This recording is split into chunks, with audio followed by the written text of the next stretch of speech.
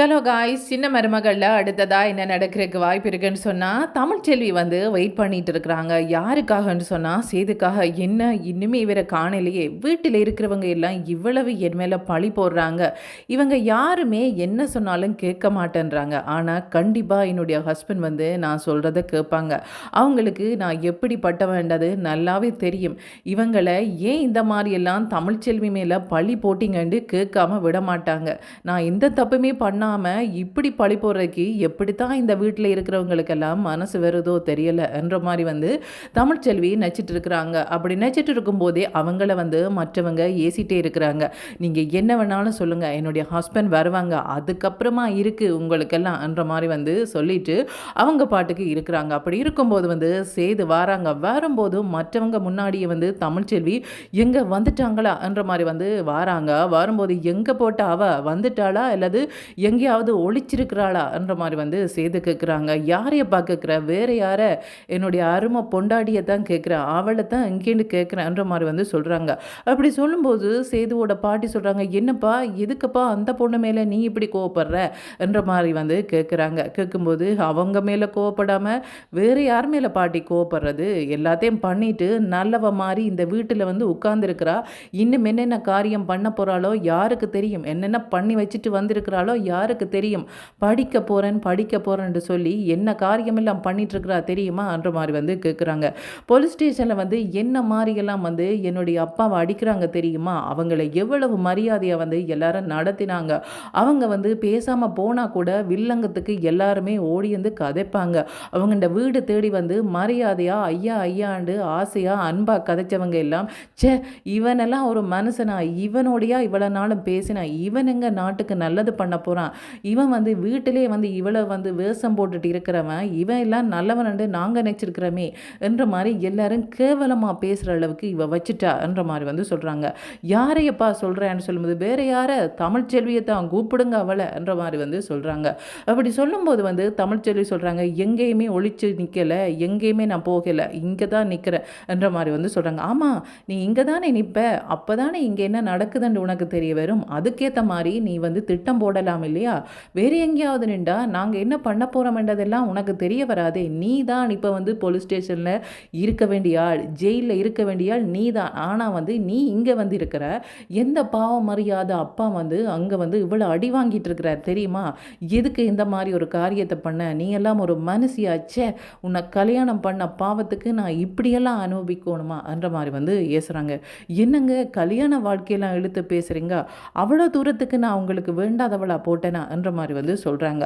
இப்படி சொல்லும்போது தமிழ்ச்செல்வியை பார்த்து சேது என்ன சொல்கிறாங்கன்னு சொன்னால், என்ன நடிக்கிற, நல்லவ மாதிரி நடிக்கிறியா, நீ நடிக்கிற நடிப்பை இங்கே யாருமே நம்பலைன்னு தெரியும் போதே நினைக்கணும் சேதுவுமே நம்ப மாட்டான்னு சொல்லி, அதுக்கப்புறமா எனக்கு நடித்து காட்டலாம்ட்டு பார்த்தியா, யாராவது நம்பினாங்களா, நீ இங்கே வந்ததுக்கப்புறமா யாராவது ஏதாவது கேட்டிருப்பாங்களே என்ன சொன்ன என்ற மாதிரி கேட்குறாங்க. அப்படி கேட்கும்போது தமிழ்ச்செல்வி என்ன சொல்கிறாங்கன்னு சொன்னால், நான் இதுவும் பேசலை, எனக்கு தெரியும் அவங்க வேணுமெண்டே பழி போடுறாங்கன்ட்டு எனக்கு நல்லாவே தெரியும் என்ற மாதிரி சொல்கிறாங்க. எப்படி பேசுவ, ஒன்று பக்கம் நியாயம் இருந்தால் தானே பேசுகிறது, நீ தானே இந்த காரியமெல்லாம் பண்ணி வச்சுட்டே வந்திருக்கிற, இங்கே என்ன நடக்குதுன்னு பார்க்கத்தானே வந்த, படிக்கிறேன்னு சொல்லி நீ என்ன காரியம் எங்களுக்கு பண்ணன்றதை இன்றைக்கு ஊரே அறிஞ்சிட்டுது என்ற மாதிரி சொல்கிறாங்க. அப்படி இருந்தாலும் உன்னை யாரும் தப்பாக சொல்லலை, என்னுடைய அப்பா தான் அங்கே அடி வாங்கிட்டு இருக்கிறாங்க, அந்த அடியெல்லாம் வாங்க வேண்டியது நீ தான், அவங்க இல்லை, பாவம் நல்ல பொண்ணு என்று நினைச்சு நாட்டு வீட்டில் கொண்டு வச்சு கொண்டாடினதுக்கு நீ இப்படியா பண்ணுவ, கொஞ்சம் கூட ஈன இறக்க உனக்கு இல்லையா என்ற மாதிரி சொல்கிறாங்க.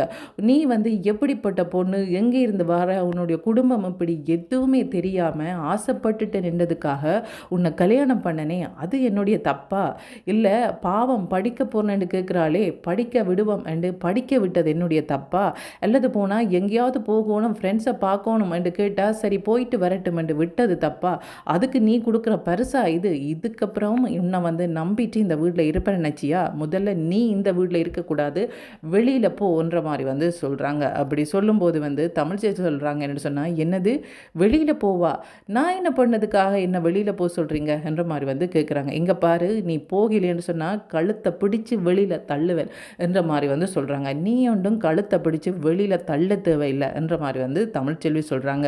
இப்படி சொல்லும்போது என்ன நீ அண்ட் அவனை வந்து மரியாதை இல்லாமல் பேசுகிறன்ற மாதிரி வந்து அவங்களோட அத்தை கேட்குறாங்க. கேட்கும்போது அப்படி தான் பேசுவேன், எந்த தப்பும் பண்ணாத என்ன நடு வீட்டில் வச்சு இத்தனை பேர் முன்னாடி அவமானப்படுத்துகிறாரே, இவரெல்லாம் ஒரு ஹஸ்பண்டா? இவரை நம்பித்தானே இந்த வீட்டில் நான் இருக்கிறேன், இவர் நல்லவன் நினச்சி தானே நான் இவரை கல்யாணம் பண்ணேன், இவர் வந்து வேண்டாம் என்ற மாதிரி வந்து சொல்லி நான் கோர்ட்டில் டிவோர்ஸ் கேஸ் போட்டுட்டு சரி என்ன பண்ணுறது வாழ்க்கையாச்சு என்று திரும்பி வந்தது என்னுடைய தப்பா, அல்லது இந்த மாதிரி இல்லாத பொல்லாத சொல்கிறது அவரோட தப்பா? இதில் யாரில் தப்பு சொல்கிறது? உண்மையாக பார்க்க போனால் என்னில் தான் தப்பு. உன்னை போல ஒருத்தனை வந்து நம்பி இந்த வீட்டுக்கு திரும்ப வந்தனே அது என்னுடைய தப்பு தான்.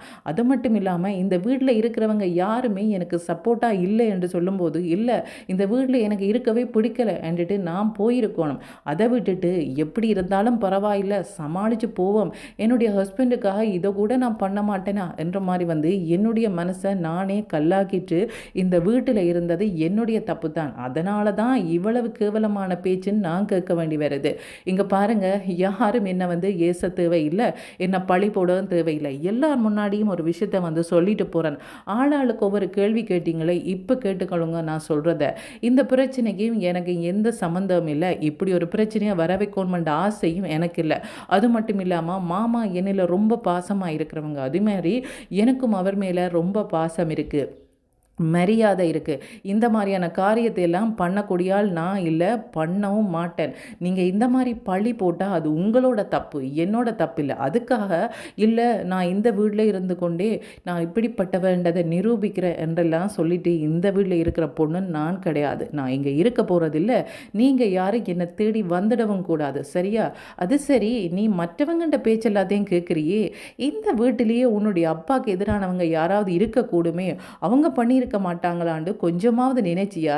எதுக்கு எப்போ பார்த்தாலும் என்னில் பழி போட்டுட்டே இருக்கிற? நான் தான் அதை பண்ணலைன்னு சொல்கிறேனே, அதை கூட நம்பாமல் இல்லை நீ தான் பண்ணியிருப்ப ஏன்னு சொன்னால் எல்லாரும் உண்மையில தானே பழி போடுறாங்க, அப்போ பதிலுக்கு நானுமே பண்ணிட்டு போகிறேன்ற மாதிரி தானே நீ பண்ணிட்டு இருக்கிற. அதை விட்டுட்டு இல்லை வேறு யாராவது இதை பண்ணியிருப்பாங்க தானே, பண்ணிட்டு தமிழ்ச்செல்வி மேலே பழி போட்டிருந்தா என்ன பண்ணுறது என்று யோசிச்சியா? யோசிச்சிருந்தா இதுக்கிடையில் நீ பதிலை கண்டுபிடிச்சிருப்ப. அது மட்டும் இல்லாமல் மாமாவும் இப்படி அடி வண்டிட்டு இருக்க வேண்டிய அவசியம் இல்லை. யார் இதை பண்ணாங்களோ அவங்க தான் போய் அடி வண்டிட்டு இருந்திருப்பாங்க. அதை விட்டுட்டு சம்பந்தமே இல்லாத என்ன போய் இந்த மாதிரி வந்து கேவலமாக பேசுறது உங்களுக்கு நல்லாவா இருக்குது என்ற மாதிரி வந்து சொல்லும்போது ஐஸு அவங்களோட அம்மா பார்க்குறாங்க. என்ன இவங்க பேசுகிறத பார்த்தா நாங்கள் தான் ஆண்டதை கண்டுபிடிச்சிருவாங்களோ என்ற மாதிரி வந்து பார்க்குறாங்க. சேச்சே, அவள் எல்லாம் கண்டுபிடிக்க மாட்டா, அவள் தான் கண்டுபிடிச்சாலுமே சேது நம்பணுமே, சேது நம்பினா தானே வந்து எங்களுக்கு பிரச்சனை என்ற மாதிரி வந்து நினச்சிட்டு இருக்கிறாங்க. அப்படி நினச்சிட்டு இருக்கும்போது சேது என்ன சொல்கிறாங்கன்னு சொன்னால், உன்னுடைய புத்தியை என்ன தான் சொல்கிறேன்னு தெரியல, இந்த வீட்டில் இருக்கிறவங்க என்னுடைய அப்பாவுக்கு எதிராக பண்ணுவாங்கன்னு நீ நினைக்கிறியா? அப்படி ஒரு காலமும் பண்ண மாட்டாங்க. எங்களோட குடும்பத்துக்கு எதிராக ஒரு விஷயத்த பண்ணுறாளா இருந்தால் அது நீயாக தான் இருப்ப, எல்லாது உண்ட குடும்பத்தை சேர்ந்தவங்களாக தான் இருப்பாங்க. இந்த குடும்பத்தில் இருக்கிறவங்க யாரும் அப்படி பண்ண மாட்டாங்க. அவங்க அளவு கடந்த மதிப்பு வச்சுருக்குறாங்க, மரியாதை வச்சுக்கிறாங்க அப்பா மேலே. அவங்க பாரு எப்படி துடிச்சு போயிட்டாங்கன்னு சொல்லி காலையிலேருந்து சாப்பிடாமல் அழுதுகிட்டே இருக்கிறாங்க. நீ எப்படி இருக்கிறேன்னு பாரு, ஒரு சொட்டு கண்ணீர் கூட விடாமல் கோவமாக வந்து இன்னும் எப்படி வந்து மற்றவங்களை வந்து கோவப்படுத்தலாம் ஏமாத்தலாம்னு தான் பார்க்குறாய் ஒழிய, நான் இப்படி ஒரு தப்பு பண்ணிவிட்டு எப்படி இந்த வீட்டில் வந்து நிற்கிறதுன்றதை யோசிக்கவே இல்லையே நீ என்ற மாதிரி வந்து சொல்கிறாங்க. சொல்லிவிட்டு உன்னோடையெல்லாம் என்ன பேச்சு, வெளியில் போன்ற மாதிரி வந்து சொல்கிறாங்க. நீ எல்லாம் சொல்லாத, நானே போகிறேன். ஆனால் ஒன்று மாத்திரம் சொல்லிட்டேன், எந்த காலத்தில் நீ என்னை தேடி வரக்கூடாது. இதுக்கப்புறமா போய் உனக்கும் எனக்கும் எந்த சம்மந்தம் இல்லை என்று சட்ட ரீதியாகவே வந்து நான் முடிவெடுக்க போகிறேன். அதுக்கப்புறமா நீ என்ன தான் கெஞ்சி கூத்தாடினாலும் இந்த தமிழ்ச்செல்வி இந்த வீட்டுக்கு வரப்போகிறதில்லை. எந்த பாவம் அறியாதவளை பார்த்து இப்படி ஒரு பழியை போட்டுட்டேனே என்று நாள் ஃபுல்லாக வந்து காலம் பூரா வந்து நீ கவலைப்பட்டுட்டே தான் இருப்ப என்ற மாதிரி வந்து சொல்கிறாங்க. இப்படி சொல்லும்போது அவங்களோட அத்தை என்ன சொல்கிறாங்கன்னு சொன்னால், ஆமாம் இவ பெரிய உலக அழகி, இவளை தான் இங்கே வந்து செய்து பார்த்துட்டு இருக்கிறான். செய்து இவ வேண்டாமென்று உன்னை தூக்கி எறிஞ்சிட்டு போன அடுத்த நொடியை வந்து உனக்கு பொண்ணு பார்க்க நாங்கள் ஆரம்பிக்கிறோம், இவ ஒன்றும் தேவையில்லை என்ற மாதிரி வந்து சொல்கிறாங்க. பத்தியா அவங்க பேசுகிறத பார்க்கும்போதே தெரியலையா இந்த வீட்டோட எதிரி யார் இதை பண்ணியிருப்பாங்கன்னு சொல்லி கண்டுபிடி, அதுதான் தேவை. அதை விட்டுட்டு ஆளாளுக்கு இந்த மாதிரி வந்து குற்றம் சொல்கிறாங்களே, நானும் சொல்லிட்டு போக மாட்டேருந்தேன்னு சொன்னால் நீ தான் நடுத்தறிவில் இருப்ப. இதுக்கப்புறமா உனக்கு வந்து புத்திமதி சொல்ல வேண்டிய அவசியம் எனக்கு இல்லை. ஏனென்று சொன்னால் இனிமேல் நீ யாரோ நான் யாரோ, இந்த குடும்பத்துக்கான சம்மந்தம் எனக்கு இல்லை. நீங்கள் எக்கடு கெட்டு போனால் எனக்கு இது அப்படி பிரச்சனையே இல்லை, சரியா? இந்த பாட்டி சொன்னாங்கன்றதுக்காக பாவம் வயசான பாட்டி கெஞ்சுறாங்களே என்றதுக்காகத்தான் எத்தனையோ தடவை நீ பண்ண தப்பெல்லாத்தையும் மன்னிச்சு இந்த வீட்டுக்கு திரும்ப திரும்ப வந்திருக்கிறார். ஒவ்வொரு தடவையும் வரும்போது ஒவ்வொரு விதமான அசிங்கங்களை தான் நான் இந்த வீட்டில் கேட்டிருக்கிறேன். இருந்தாலுமே பரவாயில்லை என்று இந்த பாட்டிக்காகவும் உங்களுக்காகவும் நான் இருந்தால் நீங்களே இப்போ என்னை தூக்கி எறிகிற அளவுக்கு வந்துட்டீங்க.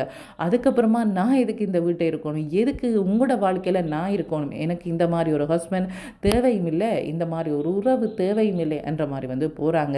சேதி நினைக்கிறாங்க இவங்க தான் பண்ணிட்டு நல்ல மாதிரி நடிக்கிறா என்ற மாதிரி நினைக்கிறாங்க. தமிழ்ச்செல்வி இதை பண்ணலை என்ற விஷயம் சேதுக்கு தெரிய வரும்போது தமிழ்ச்செல்வி திரும்ப இங்கே வரப்போகிறதில்லை.